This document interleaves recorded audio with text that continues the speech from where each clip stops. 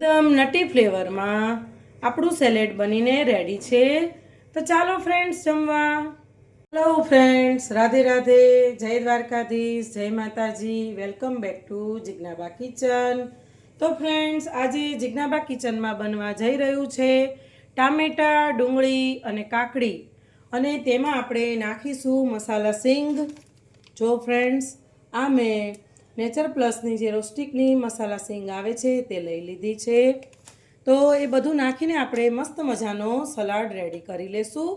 તેમાં આપણે ગોળ પણ એડ કરવાના છીએ, આપણે ખાંડનો ઉપયોગ નથી કરવાના। તો ફ્રેન્ડ્સ, ચાલો મસ્ત મજાનો હેલ્ધી એવો, ડાયટમાં ચાલે તેવો સેલેડ બનાવીને તૈયાર કરી લઈએ। તો ફ્રેન્ડ્સ, સેલેડ બનાવવા માટે સૌથી પહેલાં મેં અહીંયા 2 નંગ ટમેટાં લઈ લીધા હતા, 2 નંગ મેં સૂકી જે ડુંગળી આવે છે તે લઈ લીધી હતી, અને 2 નંગ મેં કાકડી લઈ લીધી છે। આ બધું જ આપણે એક બાઉલમાં મિક્સ કરી લેશું। સૌથી પહેલાં આપણે ટામેટાં એડ કરી દઈશું, ત્યારબાદ ડુંગળી એડ કરી દઈશું, અને ત્યારબાદ આપણે કાકડી પણ એડ કરી દઈશું। આ બધું જ આપણે સરસ રીતે મિક્સ કરી લેશું। હવે આપણે આમાં બધા જ મસાલા કરી લેશું। સેલેડમાં આપણે મસાલા સિંગનો ઉપયોગ કરવાનો છે, એટલે તેમાં પણ તીખાશ હશે, મીઠું હશે, મરચું હશે, બધું જ હશે તેમાં, એટલે આપણે તે પ્રમાણે આપણા જે વેજીટેબલ્સ છે તેમાં મસાલો કરવાનો રહેશે। તો ફ્રેન્ડ્સ, અહીં આગળ હું સિંગ એડ કરીશ। તમારે જેટલી ક્વોન્ટિટીમાં સિંગ એડ કરવી હોય તેટલી તમે કરી શકો છો। તો જો ફ્રેન્ડ્સ, મેં અહીંયા હાફ સિંગ એડ કરી દીધી છે। ત્યારબાદ તેમાં હવે આપણે મસાલા કરીશું। તમારે જે રીતનું મીઠું નાખવું હોય, જે રીતનું તમારે તીખું ખાવું હોય તે રીતે તમે મરચું પણ એડ કરી શકો છો। તો ફ્રેન્ડ, હું થોડું મરચું એડ કરીશ। ધાણા જીરું હું 2 ચમચી એડ કરીશ। ધાણા જીરું થોડું આગળ પડતું અંદર એડ કરવું। ત્યારબાદ તેમાં આપણે સ્વાદ પ્રમાણે મીઠું એડ કરી દઈશું, અને ગોળ પણ થોડો એડ કરી દઈશું, અને હવે બધું મસ્ત રીતે બધું મિક્સ કરી લેશું સરસ રીતે,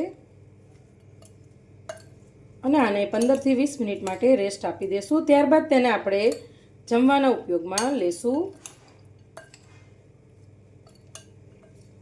ફ્રેન્ડ્સ, આવું સલાડ તમે પણ બનાવજો, ખૂબ જ સરસ સલાડ બનીને તૈયાર થાય છે।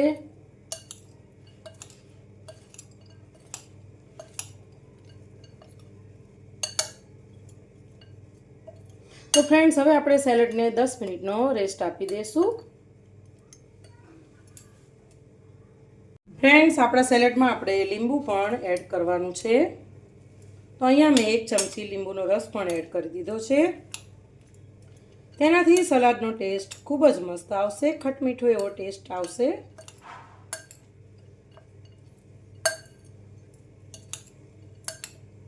અને હવે મસ્ત રીતે મિક્સ કરી લેવાનું છે લીંબુ।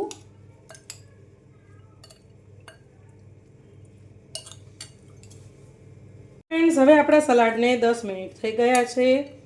ટેસ્ટી એવો સલાડ આપણો બનીને રેડી થઈ ગયો છે। હવે તેને આપણે સર્વ કરી લેશું। સલાડ જોઈને જ મોઢામાં પાણી આવી જાય તેવો મસ્ત સલાડ બનીને રેડી થઈ ગયો છે। તો ચાલો ફ્રેન્ડ્સ, હવે તેને આપણે પ્લેટમાં સર્વ કરી લઈએ। પણ જમવાનો ટાઈમ થઈ ગયો છે, તો હવે આપણે સલાડને પહેલાં પ્લેટમાં સર્વ કરી લીધું છે। ત્યારબાદ આપણે બીજી આઈટમ પણ પ્લેટમાં સર્વ કરી લઈશું। આપણે સલાડ સર્વ કરી લીધું છે, ત્યારબાદ મેં અહીંયા મસ્ત મજાનું બટેટાનું શાક બનાવીને તૈયાર કરી લીધું છે, તે પણ સર્વ કરી લેશું। રસાવાળું બટેકાનું છાલવાળું શાક બનાવીને તૈયાર કર્યું છે, તેને પણ મેં સર્વ કરી લીધું। ત્યારબાદ ફ્રેન્ડ્સ, મેં અહીંયા મસ્ત મજાની તુવેરની દાળ અને પાલક તેનું પણ શાક બનાવીને રેડી કરી લીધું છે, તે પણ આપણે સર્વ કરી લેશું। આ એકદમ મસ્ત એવું બને છે, તુવેરની દાળ અને પાલક। મગની દાળ અને પાલક તો ફ્રેન્ડ્સ તમે બનાવતા જ હશો, પણ મેં અહીંયા તુવેરની દાળ અને પાલકની સબ્જી બનાવી લીધી છે, અને તેની સાથે મૂકીશું મસ્ત મજાના ત્રિકોણિયા એવા પરાઠા। ત્યારબાદ તેની સાથે મૂકીશું મસ્ત મજાનો એકદમ સોફ્ટ એવો ભાત. ત્યારબાદ તેની સાથે સ્વીટમાં મૂકીશું મૈસૂબ અને મોહનથાળ.